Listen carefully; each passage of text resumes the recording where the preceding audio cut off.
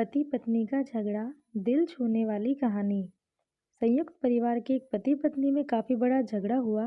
यह झगड़ा उन छोटे मोटे झगड़ों में ज्यादा गंभीर था जो हर पति पत्नी में सामान्यतः होता है, क्योंकि झगड़े में एक दूसरे की आलोचना करते करते बात इतनी बिगड़ गई थी कि पति पत्नी एक दूसरे से अब तलाक मांगने तक बातें करने लगे थे। संयुक्त परिवार के बाकी के सभी लोग बहुत परेशान हो गए और वह सब किसी तरह इन दोनों को समझाकर इस झगड़े का अंत करना चाहते थे। जब सभी के प्रयास काम नहीं आए तो वे लोग पति पत्नी के इस जोड़े को घर के सबसे बुजुर्ग सदस्य यानी दादाजी के पास ले गए। जब पति पत्नी दादाजी के कमरे में प्रवेश किए तो दादाजी ने उन दोनों को बैठने के लिए कहा और फिर पूछा कि बताओ, तुम्हारी समस्या क्या है। दोनों पति पत्नी एक साथ बोल पड़े और एक दूसरे पर आलोचनाएं की झड़ी लगा दी। जितनी कमियां पत्नी अपने पति में गिना रही थी, उससे ज्यादा कमियां पति भी अपनी पत्नी में गिना रहा था और कई मिनट तक यह सिलसिला चलता रहा। दादाजी ने भी इन दोनों को नहीं रोका और इनको अपना अपना गुस्सा एक दूसरे पर उतारने दिया। आखिर में जब दोनों एक दूसरे की बुराइयां करके थक गए और शांत हो गए, तब दादाजी ने इन दोनों से कहा, आप दोनों एक दूसरे की कुछ अच्छाइयाँ बताओ।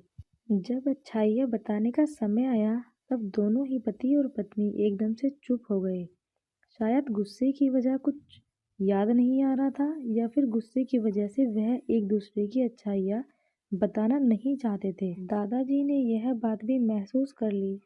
थोड़ी देर तक जब कोई भी नहीं बोला, तब दादाजी ने कहा, अच्छा ठीक है, यह लो पेपर और पेन और एक दूसरे की अच्छाई इसमें लिखो। पति पत्नी दोनों ने ही पेपर और पेन लिया और एक दूसरे से काफी दूर जाकर बैठ गए। थोड़ी देर तक ना तो पति ने कुछ लिखा और ना पत्नी ने। फिर पति ने पेपर में कुछ लिखना शुरू किया। उसे देखकर पत्नी ने भी अपने पेपर में लिखना शुरू कर दिया। ऐसा लग रहा था जैसे दोनों एक दूसरे से कंपटीशन कर रहे हो। काफी समय तक दोनों ने पेपर में लिखा और जब पेपर लिखावट से भर गया, तब दोनों ही अपना अपना पेपर लेकर दादाजी के पास उन्हें देने के लिए गए। दादाजी ने उन दोनों के ही पेपर लेने से मना कर दिया और कहा कि अपने अपने पेपर एक दूसरे को दे दो और एक दूसरे के पेपर पढ़ो। पति ने पत्नी को और पत्नी ने पति को अपना पेपर दे दिया। वे एक दूसरे के पेपर पढ़ने लगे। थोड़ी देर बाद पति और पत्नी दोनों के ही आंखों में आंसू थे। पेपर में अपने बारे में लिखी अच्छाइयाँ पढ़कर पत्नी तो फूट फूट कर रोने लगी। पत्नी को रोता देख पति उसे चुप कराने के लिए दौड़ पड़ा और माफी मांगते हुए उसे मनाने लगा। पत्नी ने पति से माफी मांगी और माहौल ऐसा हो गया जैसे कभी कोई झगड़ा हुआ ही नहीं था।